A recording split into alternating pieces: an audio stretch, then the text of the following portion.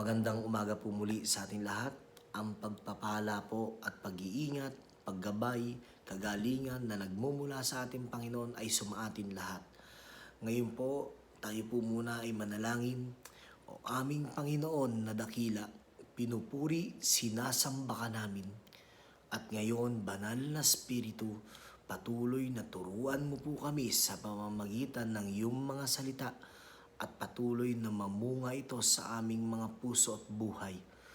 At ganun din, Panginoon, ang lahat po na makapakikinig na nito ay patuloy na mapagpapala at dalangin po namin anumang gawa ng dyablo ay winawasak namin sa pangalan ng makapangyarihan, Panginoong Hesus. Amen. Okay po, no? Ang pamagat po natin ngayong umagang ito, The Amazing Love of God. Yan. Meron na naman tayong good news. Meron na namang kakaiba, no? Nakamamangha na pag-ibig ng Diyos na pag-uusapan tayo. Ito po ay matatagpuan natin sa Lucas 10:38 to 42. Nais ko pong ikwento sa inyo ang Lucas 10:38 to 42. No? Ito po ay isang kwento na kung saan si Jesus at ang kanyang mga alagad ay naglalakbay at meron silang pupuntahan na village na kung saan nandoon si Marta at si Maria. Ngayon, nung binisita nila si Marta, no, kung inyo pong si Marta ay kapatid po ito ni Lazarus. Ito po yung namatay tapos 4 na araw na namatay at binuhay ng ating Panginoon. At ngayon, binisita ngayon ni Jesus si Marta at si Maria. Tumuloy sila doon at pinatuloy naman sila ni Marta. At sa kanilang pagpunta, maaari si Jesus sa kanyang pagpunta, alam niyo naman si Jesus, syempre, nagtuturo lagi ito, umupo. Pag upo niya, ay nagturo siya. At eto na ngayon si Maria, yung kapatid ni Marta, na kung saan umupo sa kanyang paanan at nakinig sa salita ng Panginoon na nagpapakita sa atin muli na gaya ng sinabi ko noon nung ating pinag-aralan na nakaraan, pag sinabi nating umupo, ay meron kapahingahan sa tao. Pag sinabi nating umupo, ay alam niya na yung kanyang sarili ay mapapanatag. Kaya ngayon, nung umupo siya sa harapan ni Jesus, naniniwala ako ang nasa isip ni Maria na meron siyang kapayapaan at meron siyang kailangan at meron siyang gustong maunawaan sa kanyang buhay kung bakit siya umupo sa harapan ng Panginoon at nakinig sa pagtuturo ng ating Panginoon. Eto na ngayon, no? Habang nakikinig si Maria, si Marta naman ay abalang-abala. Ang sabi po dito sa Luke 10:40, si Marta naman ay abalang-abala sa paghahanda. Sabi sa NIV, but Martha was distracted by all the preparation that had to be made. Yan po yung ginawa ni Marta. Alam niyo po ba, ang distracted, ang ibig sabihin ng distracted sa Greek word ay apospate. Ibig sabihin, delirious. Grabe, no? Delirious. Sa madaling salita, nung habang si Marta ay abalang-abala, nakakaranas na siya ng pagkahibang. Kasi sinabi yun delirious apospate. Pag tinignan mo yun sa meaning ng apospate sa Greek word, ay delirious. Kaya ngayon, si Marta, kung titignan natin, yung kanyang ginagawa, ay parang nahihibang na siya. Kasi alam niyo, sa totoo lang, hindi man masyadong nabanggit doon. Pero kasi, kaya siya nahihibang doon sa kanyang ginagawa. Dahil unang-una, literal, na hindi niya na malaman ang kanyang gagawin. Dahil alam niyo kung bakit? Kung si Jesus Christ ay may kasamang 12 disipulo, pang-13 si Jesus Christ. 13 yung pakakainin, edi ibig sabihin, isang mahabang lamesa to. Hindi pa natin alam kung gaano kalalakas. Siyempre, pagka ang mga lalaki kumain, medyo talagang pandigma, talagang malakasan. Kaya, dinescribe yun na parang nahihibang siya. Parang halos nawawala na siya sa tinuan. Kasi yun yung sinabi pag sinabing deliryo eh. No? At eto na ngayon. No? Ang sabi niya, sabi ni Marta, no? Kaya lumapit siya kay Jesus at dumaing. Sabi niya, Panginoon, bali wala po ba sa inyo na pinababayaan ako ng kapatid kong maghanda na mag-isa? Sabi ni Marta, sabihin nga po ninyo siyang tulungan. Sabihan nga po ninyong tulungan naman ako. Ito yung sabi. Sabi ni Marta, nung hindi niya na maunawaan ang kanyang gagawin sa dami ng kanyang inaasikaso, hirap na siya. Ang sabi niya doon, hindi ko alam kung dumadangos ba siya papunta kay Jesus. At ang sabi niya, Panginoon, don't you care? Sabi niya, baliwala po ba sa inyo? Parang sinasabi niya doon, hindi po ba mahalaga? No? Wala po ba akong halaga sa inyo? Wala po ba kayong concern sa akin? Hindi po ba ako importante sa inyo? Hindi ba importante itong ginagawa ko sa inyo? Kasi sabi niya don't you care? Sabi niya doon. At ang sabi niya, baliwala po ba sa inyo na pinabayaan ako ng kapatid ko na mag-asikaso mag-isa dito? Sabi niya, pagsabihan niyo naman yan. No? Yan ang term ni Marta. At parang sabi niya na talaga kay Jesus Christ, wala ka bang concern? Hindi mo ba ako naiisip na pagod ako? Hirap na hirap ako? Sabi niya, na ako lang mag-isa, nag-aasikaso. Yan ang sinasabi.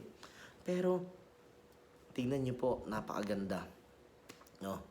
Ngunit sinabi ng Panginoon sa kanya, Marta, Marta, nababalisa ka at abalang-abala sa maraming bagay. Ito po ang sabi, no, sa New King James Version. And Jesus answered and said to her, Marta, Marta, you are worried and troubled about many things.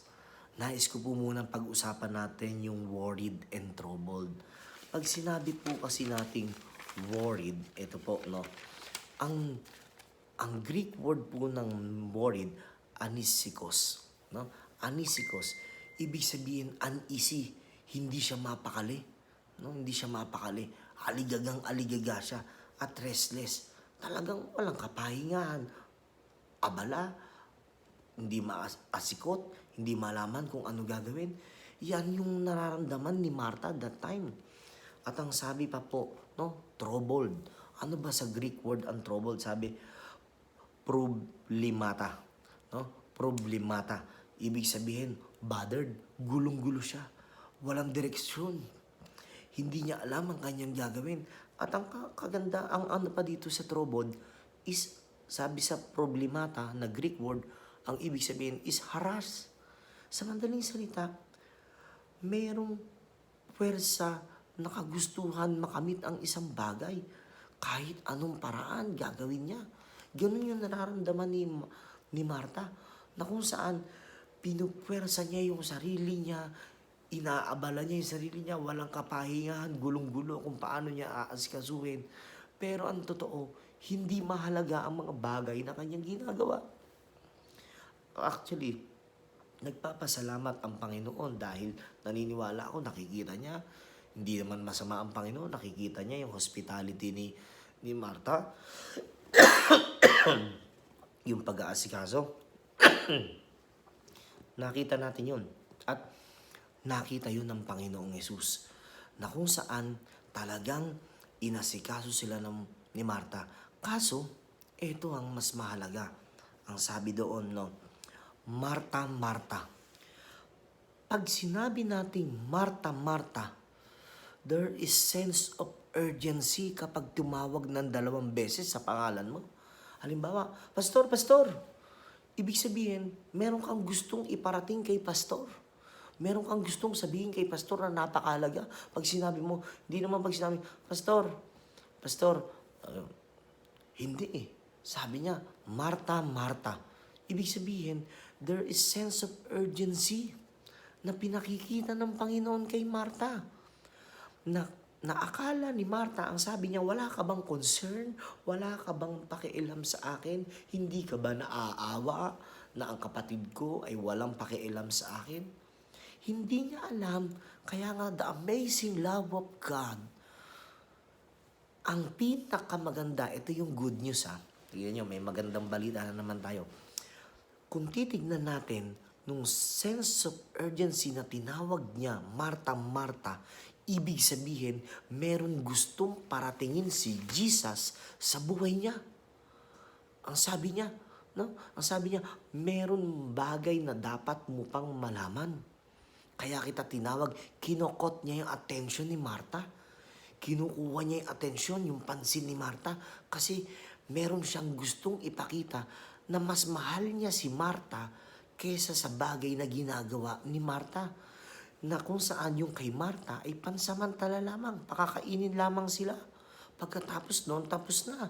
Pero si Jesus Christ, ang gusto niya, kinokot niya yung attention ni Marta kasi gusto niya yung sense of urgency ng love ay makuha niya.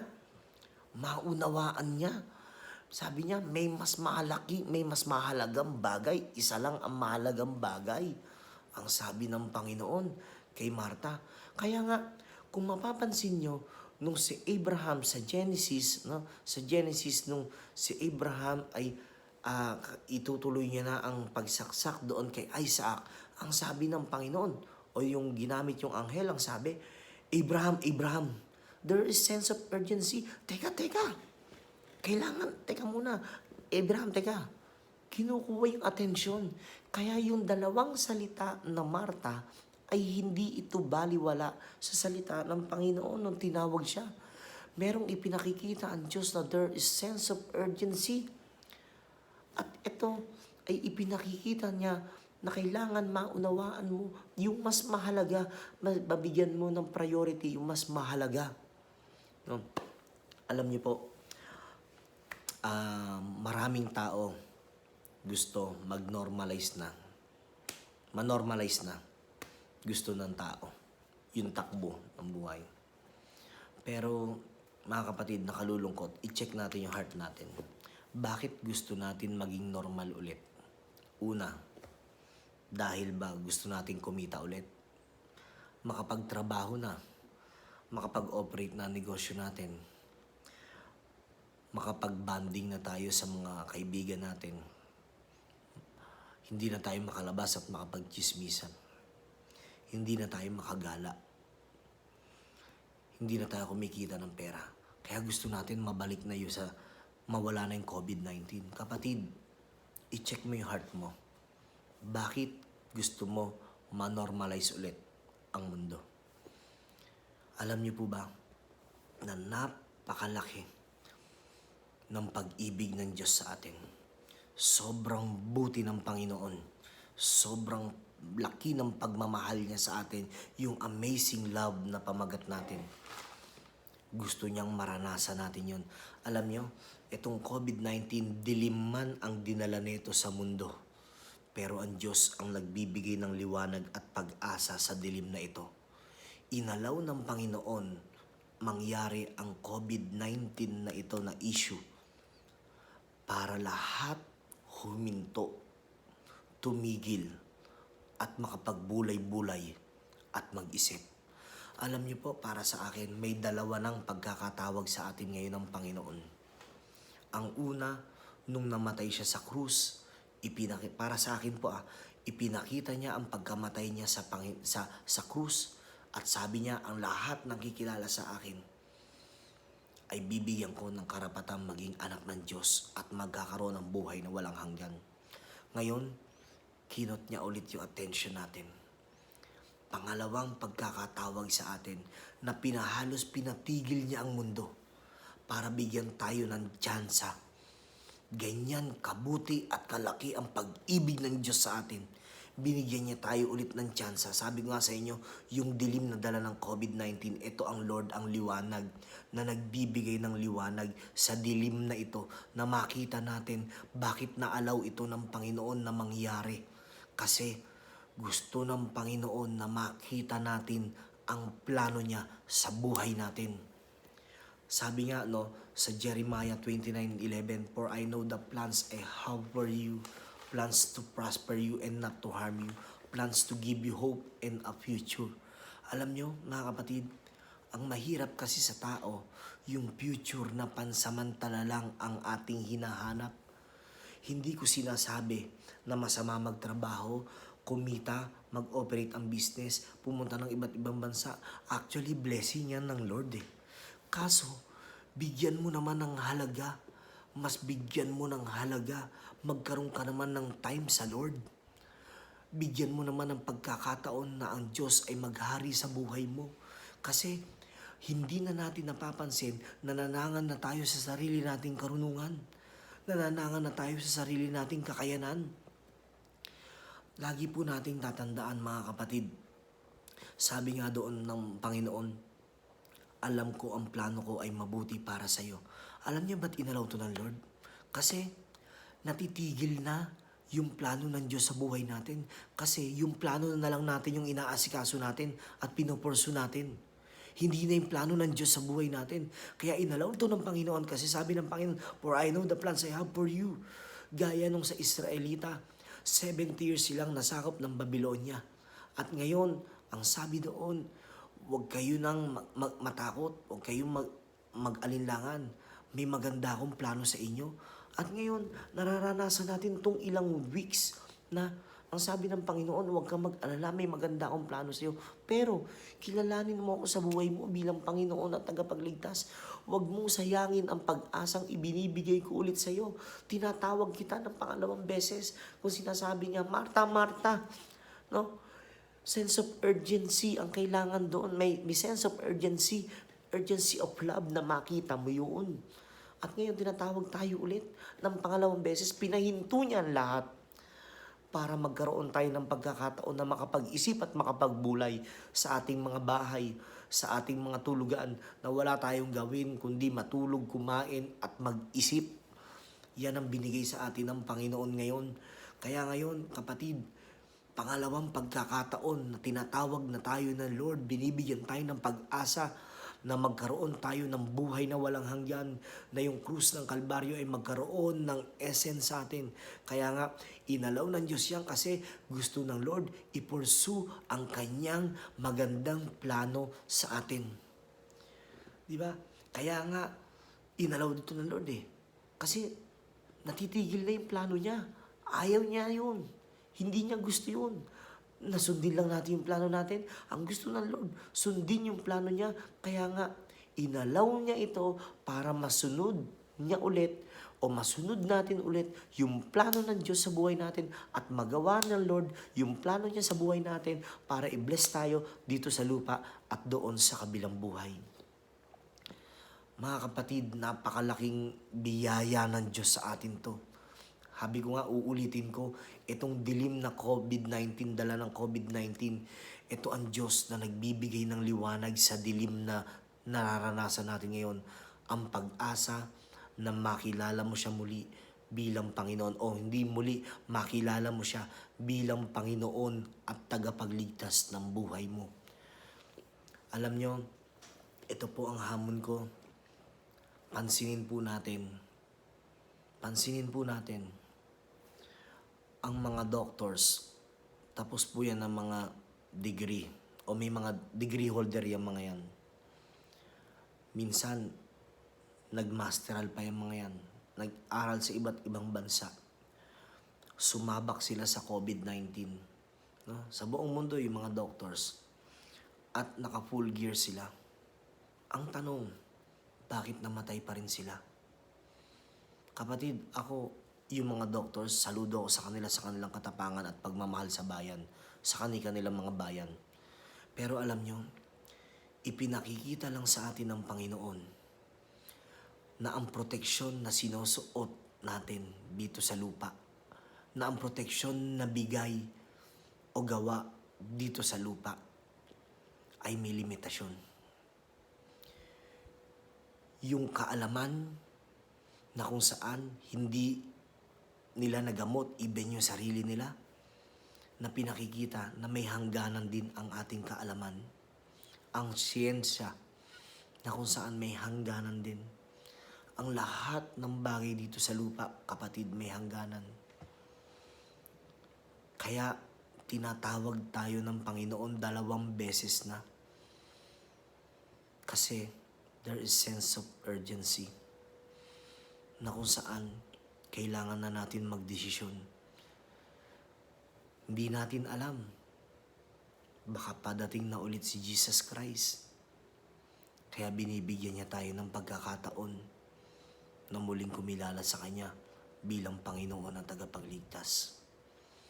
Kapatid, alam ng Diyos, hindi natin kayang mabuhay mag-isa. Kaya inalaw niya ang bagay na ito. Inalaw niya ang bagay na ito para sabihin sa iyo, nandito siya para sa iyo.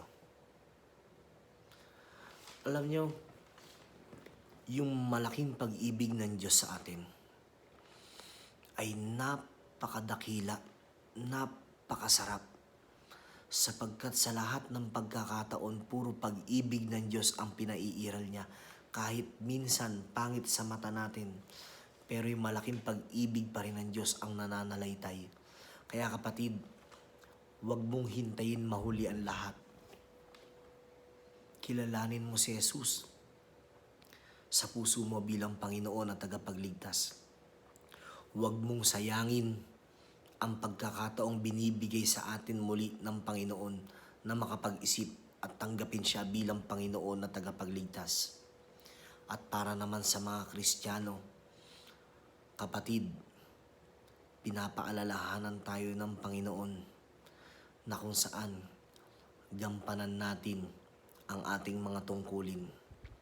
Ang walang humpay na pananalangin para sa mga kaluluwang hindi pa nakakakilala, ang patuloy na pagpupuri sa ating Panginoon, at patuloy na paglalim natin bilang isang mga anak ng Diyos. Huwag natin sayangin to. Sa bawat pamilya, kung meron ka pang hindi kapamilya na hindi pa nakakilala sa Panginoon, huwag mong sayangin ang pagkakataong ito. Ibahagi mo si Kristo sa kanyang buhay. At ganoon din kung ikaw ay narayaan at ang iyong pamilya ay nakakilala na sa Panginoon, patuloy kayong magpuri, makipaglaban sa buhay espiritual, battle ng spirit, na purihin ang Panginoon, sambahin ang Panginoon, magbigay ng luwalhati sa Panginoon at manalangin na kahabagan at kaawaan ng Panginoon ang mga taong hindi pa nakakilala at ang mundo, at bigyan pa ng pagkakataon muli. Maraming salamat mga kapatid. Pagpalain tayo lahat ng Panginoon.